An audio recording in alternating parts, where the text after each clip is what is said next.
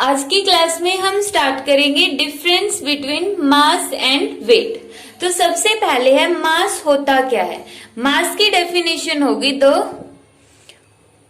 Quantity of matter, the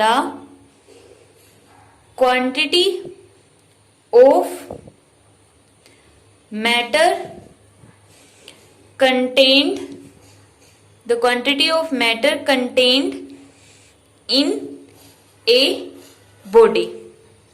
किसी भी body में जो मैटर होता है वो कितनी क्वांटिटी में होता है उसी को हम क्या बोलते हैं, मास बोलते हैं। फॉर एग्जाम्पल अगर हम यहाँ पर शुगर का एग्जाम्पल ले लेते कि क्या है, शुगर है और वो शुगर कितनी है, 5 केजी है। 5 केजी 5 केजी का मीनिंग क्या है कि इसके अंदर जो ये शुगर है वो 5 किलोग्राम उसके अंदर वो मैटर है। वो मैटर की क्वांटिटी कितनी है, 5 केजी है। तो हम बोलेंगे कि इस शुगर का मास कितना है, 5 केजी। तो मास क्या हो गया, quantity of matter contained in a body. किसी भी बॉडी के अंदर जो क्वांटिटी कंटेन्ड होती है उसी को हम क्या बोलते हैं, उसका मास बोलते हैं। अगर हम इसका एक और एग्जाम्पल कंसीडर करें, एक तो हमने ले लिया स्मॉल स्टोन और एक हमने ले लिया बिग स्टोन, एक बड़ा पत्थर लिया और एक छोटा पत्थर कंसीडर कर लिया। अब जो ये छोटा पत्थर होगा यहाँ पर, इसमें तो क्या है, जो क्वांटिटी ऑफ मैटर है वो बहुत कम है, छोटा है, तो ये थोड़ी सी सैंड से मिलकर बना होगा, तो इसके अंदर क्वांटिटी ऑफ मैटर क्या हो गया, कम हो गया। और ये बड़ा स्टोन है तो इसके अंदर जो क्वांटिटी ऑफ मैटर है वो भी क्या है, ज्यादा है। तो इसलिए हम बोलेंगे कि इसका मास भी क्या होगा, बड़े स्टोन का मास क्या होगा, ज्यादा होगा अगर वो सॉलिड फॉर्म में है, और इसका मास क्या होगा, स्मॉल स्टोन का मास कम होगा। अब मास को हम एक और टर्म में डिफाइन करते हैं। मास क्या होगा, मास इज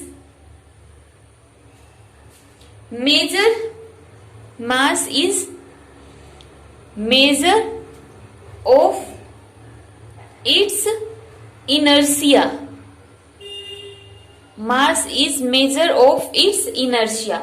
अब यहाँ पे जो ये इनर्शिया वर्ड है, इनर्शिया क्या होता है, वैसे तो हमने इनर्शिया के ऊपर एक वीडियो बना दी है पहले से ही और उसका लिंक डिस्क्रिप्शन में मिल जाएगा, फिर भी हम दोबारा से देख लेते। इनर्शिया क्या होता है, इनर्शिया का मीनिंग क्या होगा, जैसे ये हमने जो स्टोन लिया वो स्मॉल है, अगर ये स्मॉल स्टोन है तो इसका मतलब अगर हम इस पत्थर को उठाने लग जाएं तो इसको उठाने के लिए हमें क्या, कम फोर्स लगाना पड़ेगा।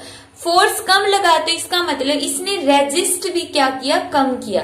बट इसके बजाय अगर बड़ा स्टोन है उसको उठाने लग जाए तो उसके लिए अगर हमने उतना ही फोर्स लगा जितना यहाँ पर लगा था, मान ली यहाँ पर हम 5 न्यूटन फोर्स लगा रहे और इस बड़े स्टोन के लिए भी अगर हम 5 न्यूटन फोर्स लगाएंगे तो ये स्टोन नहीं उठेगा। क्यों नहीं उठेगा, क्योंकि इसका मास ज्यादा है, और अगर मास ज्यादा है तो इनर्शिया भी ज्यादा होगा।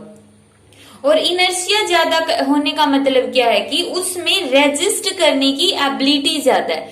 रेजिस्ट करने की एबिलिटी ज्यादा है कि किसी भी ऑब्जेक्ट की मोशन को वो रेजिस्ट कर रहा है। रेजिस्ट को अगर हम सिंपल मीनिंग में देखें, रोक रहा है, उसको रेजिस्ट कर रहा है।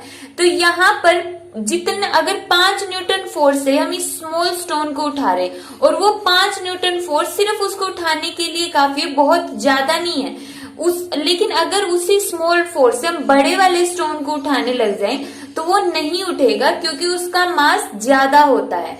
अगर मास ज्यादा है तो उसका इनर्शिया ज्यादा है, इनर्शिया ज्यादा है तो उसका रेजिस्ट करने की एबिलिटी भी उसके अंदर ज्यादा है। वो रेजिस्ट करेगा फोर्स को, फोर्स का अपोज करेगा। तो इसके लिए हमें क्या करना पड़ेगा, फोर्स की वैल्यू को इंक्रीज करना पड़ेगा। यहाँ पे 5 से ज्यादा फोर्स दे दिया, मान लिया 10 दे दिया, 15 दे दिया, तो वो जितने फोर्स से वो रेजिस्ट कर रहा है उससे ज्यादा फोर्स हमें अप्लाई करना पड़ेगा। तो ये होता है मास। तो मास को सिंपल डेफिनेशन क्या हो गई मास की, the quantity of matter contained in a body. किसी भी बॉडी में जो मैटर कंटेन होता है उसकी क्वांटिटी। या फिर मास क्या होता है, मेजर ऑफ इट्स इनर्शिया, जो बॉडी का इनर्शिया होता है उसकी मेजरमेंट होता है। वेट की डेफिनेशन होगी the weight of an object is the force with which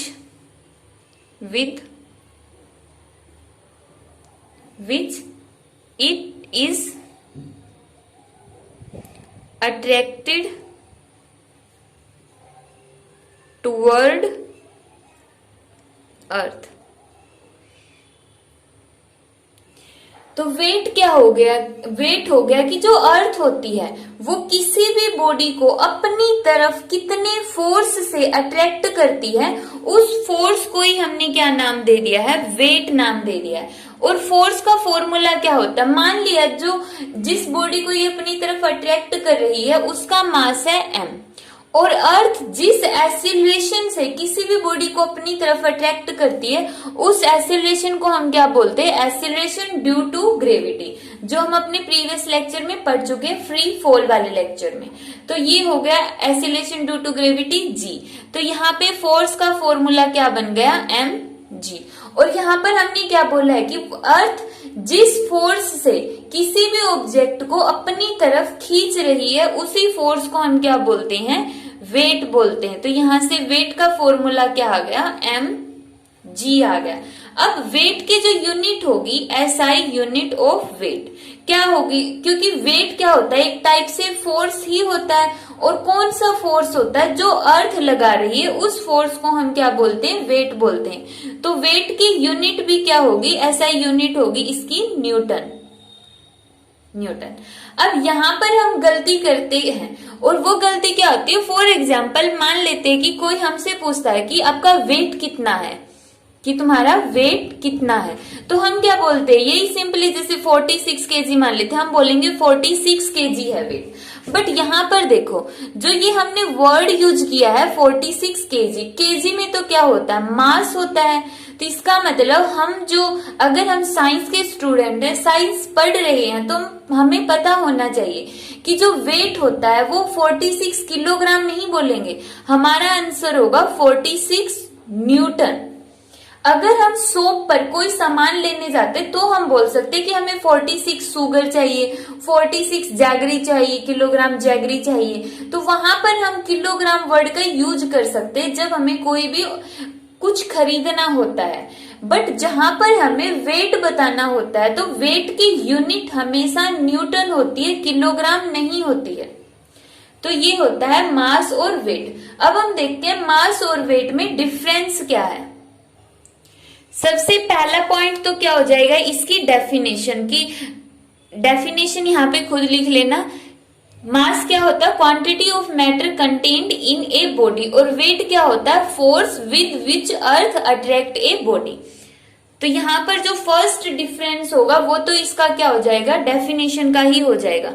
second point क्या होगा, इसका यूनिट होगा। यूनिट कितनी होती है मास की, किलोग्राम होती है। वेट की यूनिट क्या होती है, न्यूटन होती है। वेट की यूनिट क्या होगी, न्यूटन। और न्यूटन को रिप्रेजेंट करेंगे हम कैपिटल N से।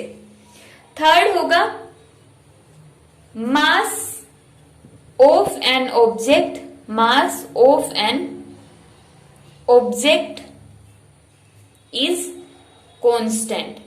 किसी भी ऑब्जेक्ट का मास कैसा होता है, हमेशा कांस्टेंट होता है, बट उसका जो वेट होता है वो कांस्टेंट नहीं होता। Weight is not constant. अब वेट कांस्टेंट क्यों नहीं होता है, क्योंकि वेट का फॉर्मूला क्या होता है, मास इनटू एक्सेलरेशन। अब देखो जो जी की वैल्यू है वो चेंज होती रहती है। जी की वैल्यू अगर हम अर्थ के सरफेस से ऊपर की तरफ जाते हैं तो वहां पे जी की वैल्यू चेंज होगी। अगर अर्थ की डेप्थ में चले गए तो वहां पर भी जी की वैल्यू चेंज हो गई। तो और अर्थ के सेंटर पे जी कितना होता है, अर्थ के सेंटर पे जी की वैल्यू कितनी होती है, 0 होती है। तो अर्थ के सेंटर पे अगर जी 0 हो गया तो वेट भी कितना हो जाएगा अर्थ के सेंटर पे? अर्थ के सेंटर पे वेट होगा 0।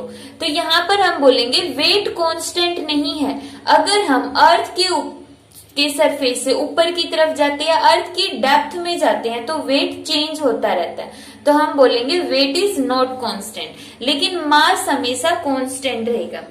फोर्थ पॉइंट है मास कैन नॉट बी 0।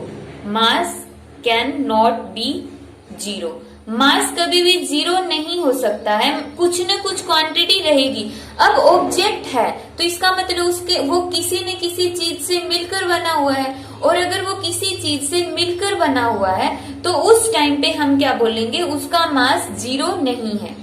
बट जो वेट है वो 0 हो सकता है। Weight can be 0।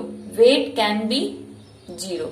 वेट 0 हो सकता है, और कहां पर 0 होगा? अर्थ के सेंटर पर वेट कितना होगा? 0 होगा।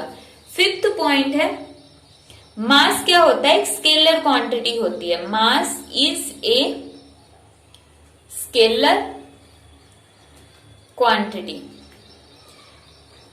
क्योंकि इसका सिर्फ क्या होता है? मैग्नीट्यूड होता है कि बॉडी के अंदर इतने किलोग्राम मटेरियल है, उसकी डायरेक्शन नहीं होती। बट इसका फिफ्थ पॉइंट क्या होगा? वेट कैसी क्वांटिटी होती है? Weight is a vector quantity. Weight एक वेक्टर क्वांटिटी होती है, इसका मैग्नीट्यूड भी होती है और डायरेक्शन भी होती है। डायरेक्शन कहां पर होती है? Toward the earth. अर्थ की तरफ इसकी डायरेक्शन होगी, इसीलिए हम बोलेंगे वेट कैसी क्वांटिटी होती है? एक वेक्टर क्वांटिटी होती है। और स्केलर और वेक्टर के ऊपर भी हमने वीडियो बनाई हुई है। तो ये था मास और वेट के अंदर डिफरेंस। नेक्स्ट लेक्चर में हम स्टडी करेंगे कि वेट की वैल्यू किस तरह से चेंज होती है जब हम एक प्लेनेट से दूसरे प्लेनेट की तरफ मूव करते हैं।